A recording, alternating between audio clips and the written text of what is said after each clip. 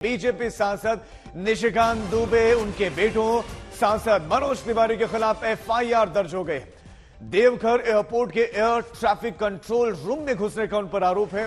सांसद निशिकांत दुबे 31 अगस्त को अपने प्रभाव का इस्तेमाल करते हुए देवघर एयरपोर्ट के एटीसी रूम में घुस गए थे। आरोप है कि उन्होंने जबरन एटीसी क्लियरेंस लिया और रात में चार्टर्ड प्लेन से देवघर से दिल्ली वो उड़ चले। अब एयरपोर्ट पर सुरक्षा में तैनात डीएसपी की शिकायत पर एफआईआर दर्ज करवाई गई है। एफआईआर में यह लिखा गया है कि देवघर एयरपोर्ट पर night landing take off facility नहीं है। हालांकि निशिकांत दुबे का भी स्पष्टीकरण आया है। उनका कहना है कि मैं वहां का चेयरमैन हूं, लिहाजा मैं एटीसी रूम में जा सकता था, मैं इसीलिए गया। दूसरा, उनका कहना है कि हमने कोई नियमों का उल्लंघन नहीं किया है और शाम होने के 20 मिनट के बाद 20 मिनट तक आप उड़ सकते हैं, आप जो है टेक ऑफ कर सकते हैं और हमने ऐसा किया है। तीसरा, उनका यह कहना है कि जो ये आरोप लग रहे हैं या जो एफआईआर हो रही है इसलिए हो रही है ताकि ये देवघर एयरपोर्ट बंद हो सके। लेकिन सांसद निशिकांत दुबे पर आरोप है एटीसी कंट्रोल रूम में घुसने का, वहां पर जबरदस्ती क्लियरेंस लेने का। वो चाहते थे कि वहां से उड़े। दरअसल अंकिता की हत्या के बाद उनके परिवार वालों से मिलने के लिए पूरे डेलीगेशन के साथ निशिकांत दुबे गए थे, लेकिन जब वापस लौटे तो देवघर एयरपोर्ट पर यह पूरा का पूरा विवाद हुआ। उस वक्त भी यह चर्चा में आया। जब वो एयरपोर्ट पर गए तो उनको क्लियरेंस नहीं मिला, तो ऐसे में वो कंट्रोल रूम में पहुंच गए।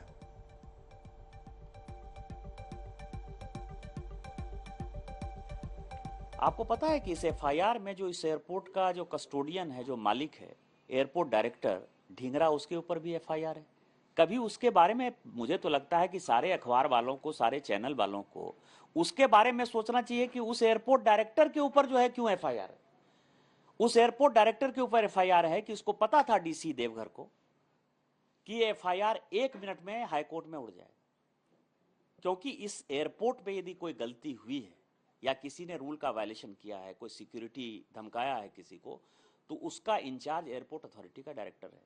वो कह रहा है कि कोई रूल हमने वायलेट नहीं किया है, सब कुछ सही समय पर सही स्थान पर हुआ है, रूल के हिसाब से हुआ है। वो सब लिखत पढ़त है, क्योंकि जैसे ही प्लेन टेक ऑफ होता है वैसे ही लॉगिन भर दिया जाता है। हम वहां एयरपोर्ट पर 5:15 पर पहुंचते हैं। एफआईआर खुद कहता है कि 5:25 पर हम एयरक्राफ्ट के अंदर थे।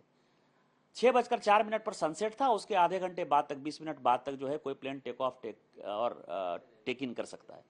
आप ये समझिए कि किस रूल का वायलेशन हुआ। एटीसी केस नहीं कर रहा है, एयरपोर्ट अथॉरिटी केस नहीं कर रहा है, bureau of civil aviation security नहीं कर रहा है, डीजीसीए नहीं कर रहा है, ये डीसी देवघर जो है कानून पढ़ा रहा है।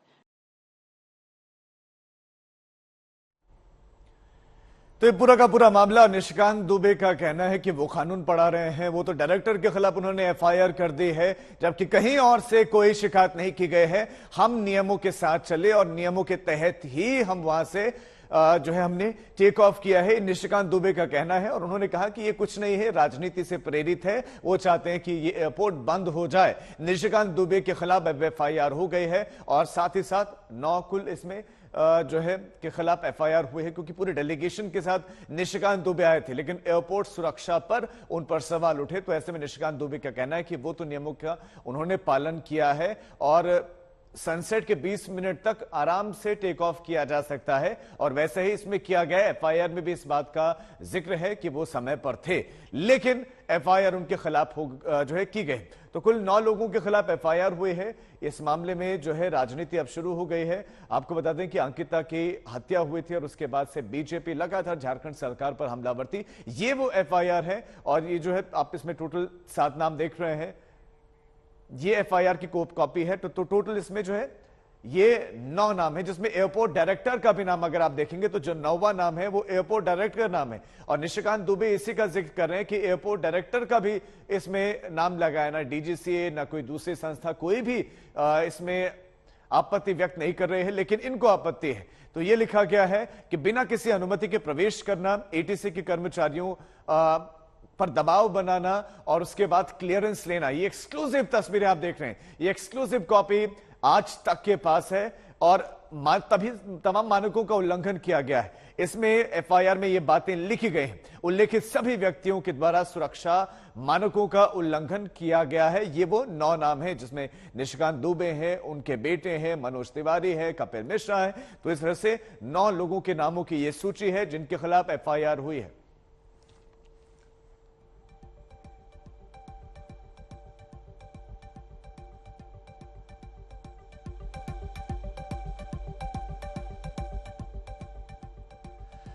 और बड़ी खबर पटना से, जहां पर आज पटना में जेडीयू कार्यकारिणी की बैठक है। 2024 की रणनीतियों पर जेडीयू चर्चा करने वाले हैं। प्रधानमंत्री मोदी के सामने कौन, इस पर भी चर्चा होने वाली है और ये बैठक 2 दिन तक चलने वाली है। आज और कल पटना में नीतीश कुमार की पार्टी महामंथन करने वाले हैं। इस बैठक में महंगाई और बेरोजगारी के खिलाफ भी प्रस्ताव पास हो सकता है। 2024 में मोदी के सामने कौन, वो चेहरा कौन होगा, नीतीश कुमार की भूमिका पर भी प्रस्ताव पास हो सकता है। हालांकि इस बीच में पूर्वोत्तर भारत में बड़ा झटका लगा है नीतीश कुमार की पार्टी जेडीयू को, क्योंकि मणिपुर में 6 में से 5 चले गए, अरुणाचल प्रदेश में 1 था, उसने 7 छोड़ दिया, तो वो बीजेपी के साथ चले गए। और बीजेपी के बिहार के नेता तंज कस रहे हैं कि जल्द ही लालू यादव जेडीयू को प्रदेश में समाप्त कर देगी। अब इसी खबर पर हमारे संवाददाता सुजीत झा हमारे साथ जुड़ गए। सुजीत, 2 दिनों का ये महामंथन, क्या क्या चर्चा, क्या क्या चिंतन मंथन होने वाला है, विस्तार से बताएं।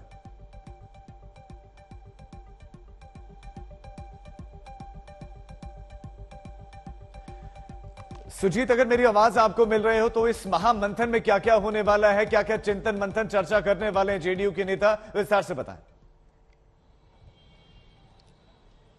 देखिए, 2 दिनों का ये मंथन है। राष्ट्रीय कार्यकारिणी की बैठक है आज, कल राष्ट्रीय परिषद की बैठक होगी। अभी जो 11 बजे से है वो स्टेट काउंसिल की बैठक हो रही है, जिसमें 450 सदस्य हैं।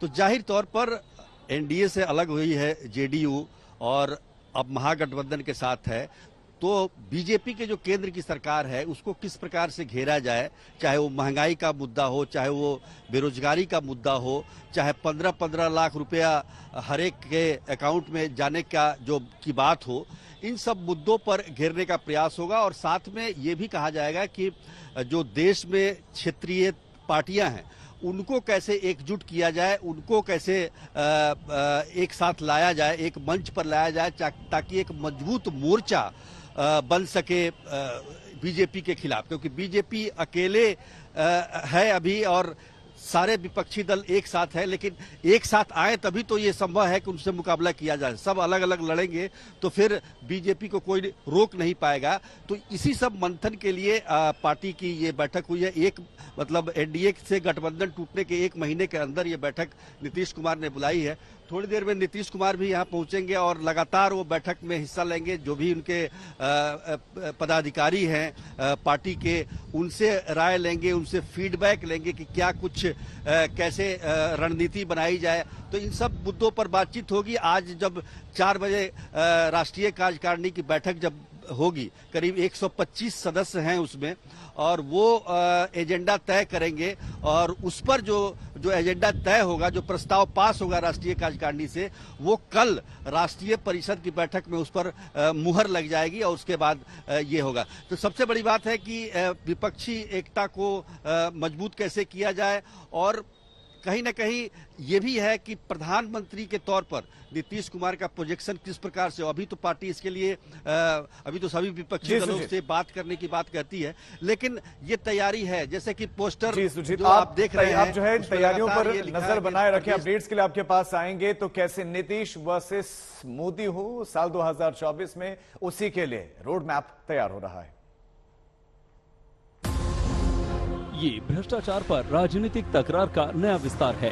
केरल के कोच्चि से पीएम मोदी ने कुछ नए सवाल उछाले, कुछ वार किया, कुछ खबरदार किया। न किसी का नाम लिया, न किसी का जिक्र किया। जैसे जैसे भ्रष्टाचारियों पर एक्शन हो रहा है, तो देश की राजनीति में नया पोलराइजेशन भी शुरू हो गया है। भ्रष्टाचार और भ्रष्टाचारियों को बचाने के लिए कुछ राजनीतिक दल खुल करके सामने आ गए हैं। पीएम मोदी के इस हमले का असर हजारों किलोमीटर दूर जाकर हुआ। कोच्चि से जो तीर चला वो पटना में कलेजा चीर गया। पीएम मोदी के हमले पर सबसे ज्यादा तकलीफ नीतीश और तेजस्वी की जोड़ी को हुई। दोनों ने एक साथ मिलकर मोदी के हमले का जवाब दिया।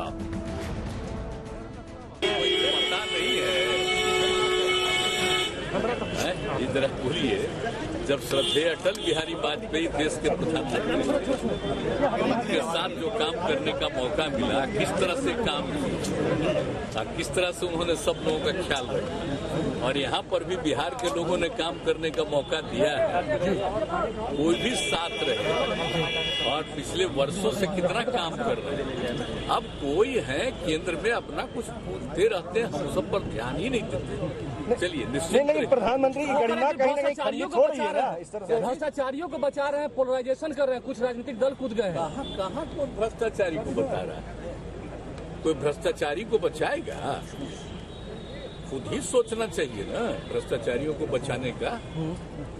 इधर उधर कोई राज्य में जो हो रहा है, कहां से किसको लाने का, तो वो ना अपना सोचे वो लोग। यहाँ पर तो हम लोग कभी भी भ्रष्टाचारियों को इतने दिनों में बर्दाश्त नहीं किया। बचाने के लिए पोलराइजेशन किया जा रहा है देश में। केरल में चुनावी सभा में लगभग 1000 से ऊपर बीजेपी के विधायक हैं, 300 से भी ज्यादा सांसद हैं, किसी एक के घर भी छापा पड़ा? मतलब बीजेपी के जो लोग हैं वो दूध के धुले हैं क्या? अगर उनके यहाँ छापा नहीं पड़ रहा है तो बचा कौन रहा है? बिहार के मुख्यमंत्री और उप मुख्यमंत्री के इस साझा जवाब से ये साफ हो गया कि दक्षिण से मोदी ने हमला जरूर किया, लेकिन निशाने पर पूरब का राज्य बिहार था। और शायद ये भी कह सकते हैं कि नीतीश किसी रणनीति के तहत मोदी के सामने खुद आकर खड़े हो गए। ये रणनीति क्या हो सकती है, ये आप नीतीश के एक नए पोस्टर से समझ सकते हैं। जेडीयू दफ्तर में देखिए किस तरीके से आज ये नए पोस्टर्स लगाए गए हैं। इस जो बैठक होने वाली है जेडीयू की, उसको लेकर यहाँ आप देख सकते हैं ये पोस्टर लगाया गया है, प्रदेश में दिखा देश में दिखेगा। यानी कि जो बात कही जा रही है कि नीतीश कुमार वो चेहरा हो सकते हैं जो 2024 में प्रधानमंत्री मोदी को टक्कर दे सकते हैं। और नीतीश कुमार ने भी जो कहा है कि 2024 में बदलाव होगा, तो यहाँ पर देखिए पार्टी की तरफ से बताया जा रहा है कि प्रदेश में दिखा है, यानी नीतीश कुमार का काम देश में भी दिखेगा। सवाल ये है कि क्या नीतीश किसी योजना के तहत खुद को पीएम मोदी के सामने खड़ा कर रहे हैं। सुजीत झा, पटना, आज तक। तो पटना में जेडीयू की बैठक हो रही तो उधर मणिपुर में जेडीयू के साथ खेल हो गया। 5 जेडीयू विधायकों ने बीजेपी का हाथ थाम लिया। 6 थे, उसमें से 5 ने बीजेपी के साथ जाने का फैसला लिया। इधर मणिपुर में सरकार से जो है समर्थन वापस जेडीयू में जो कुछ हो रहा है वो आपको बता रहे। 6 में से 5 एमएलए बीजेपी में शामिल हो गए। नीतीश कुमार को एक बहुत बड़े झटके के तौर पर इसको देखा जा रहा है। नीतीश 2024 की तैयारियों में जुटे हुए हैं, लेकिन जो अलग अलग राज्यों में उनकी मौजूदगी है उसको कमजोर किया गया है। इस पर लल्लन सिंह ने क्या कहा? मणिपुर में बीजेपी का नैतिक आचरण सामने आ गया। 2024 में देश जुमलेबाजों से मुक्त होगा, यहां से भी इशारा 2024 की तरफ। हालांकि ऐसा नहीं है कि पलटवार बीजेपी ने नहीं किया। सुशील मोदी ने लिखा, अरुणाचल के बाद मणिपुर भी जेडीयू मुक्त। बीजेपी नेता उन्होंने कहा कि जल्द लालू जी बिहार को भी जेडीयू मुक्त करेंगे। ये तंज सुशील मोदी ने कसा। पहले अरुणाचल प्रदेश में हमारी पार्टी स्वतंत्र रूप से लड़ी, हमारे माननीय विधायक को शामिल करा लिया। अब मणिपुर में भी यही आचरण पेश किया। पूंजी अपनी नहीं, हम अपने बदौलत चुनाव लड़े थे, आपके बदौलत नहीं। लेकिन भारतीय जनता पार्टी के मूल चरित्र में जो बदलाव आया है कि दूसरे राजनीतिक दलों को पनपने नहीं देंगे। हिंदुस्तान लोकतंत्र की धरती है, भीमराव अंबेडकर की धरती है, राष्ट्रपिता महात्मा गांधी की धरती है। चाहे जितना जतन कर ले मोदी जी, अमित शाह जी, ये हिंदुस्तान की धरती लोकतंत्र में ऐसे आचरण को जनता चिन्हित करती है।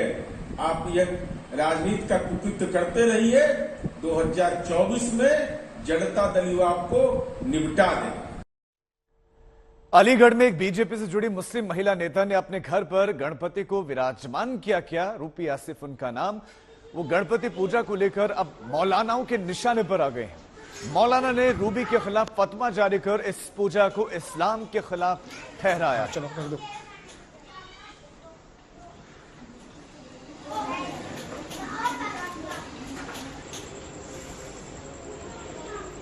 तो बीजेपी नेता है, वो घर पर गणपति लेकर आए और स्थापना की, लेकिन अब मौलानाओं ने उनके खिलाफ फतवा जारी किया है और कहा कि ये इस्लाम के खिलाफ है।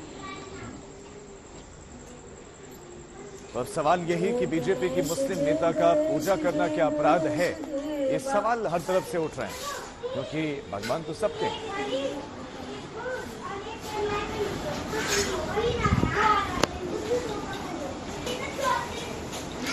हाँ चलो कर दो।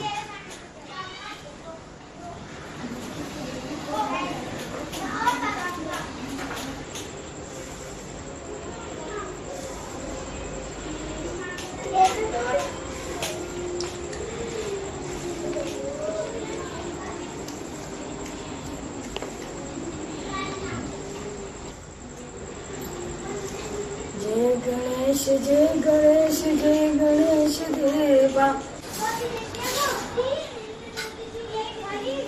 मैं ये कहूँगी कि वो खुद मुसलमान नहीं है, जो मतलब भेदभाव करना चाहते हैं, हिंदुस्तान में रह के हिंदुस्तान जैसी कोई बात नहीं करते, वो असली मुसलमान नहीं है। ये जिहादी लोग हैं जो इस तरह की बातें करते हैं, फतवे जारी करते हैं, ये जानते नहीं हैं सही क्या है गलत क्या है। इनको बोलने से मतलब, अगर सच्चे मुसलमान होते तो ये इस तरह की बातें नहीं करते। मैं तो पूजा शुरू से करती चली आई हूँ और कोई भी जाति धर्म में कोई भी भेदभाव नहीं मानती हूँ और मैं इसी तरह से सारे त्यौहार मनाती हूँ। हिंदू मत और हिंदुओं के यहाँ गणेश एक बड़े देवता हैं जो अक्ल और इल्म के ख़जाना माने जाते हैं। शादी ब्याह की रुकावटों को दूर करने के लिए उसकी पूजा की जाती है। जहाँ तक मसला है इस्लाम का, तो इस्लाम सिर्फ अल्लाह की पूजा, अल्लाह की परस्तिश सिखाता है। जो इसका पाबंद है वो मुस्लिम है। ये है दो टोक फैसला और दो टोक बात। अब अगर कोई इसके ख़िलाफ़ करता है तो वो अपने मज़हब के ख़िलाफ़ करता है और वो हुक्म जारी होगा जो हुक्म इस्लाम के या मज़हब के ख़िलाफ़ करने का होता है। ये दो बातें बिल्कुल वाज़ेह हैं। तो बीजेपी नेता घर पर गणपति क्या ले आए, बवाल शुरू हो गया। जो मौलाना है वो हाथ धोकर उनके पीछे पड़ गए हैं। हालांकि ऐसा नहीं है कि ये मुस्लिम जो है बीजेपी नेता कोई पहली व्यक्ति हो, ऐसा नहीं है, क्योंकि बहुत सारे सेलिब्रिटीज भी इस वक्त अपने घर पर गणपति लेकर आए। उसमें एक्टर सलमान खान भी शामिल हैं और ऐसे और भी बहुत सारे एक्टर्स हैं। और ऐसा नहीं कि ये पहली बार लेकर आ रहे हैं, इससे पहले भी हर बार जब गणेश चतुर्थी का मौका होता है अपने घरों पर गणपति को विराजमान करते हैं सेलिब्रिटीज, एक्टर्स।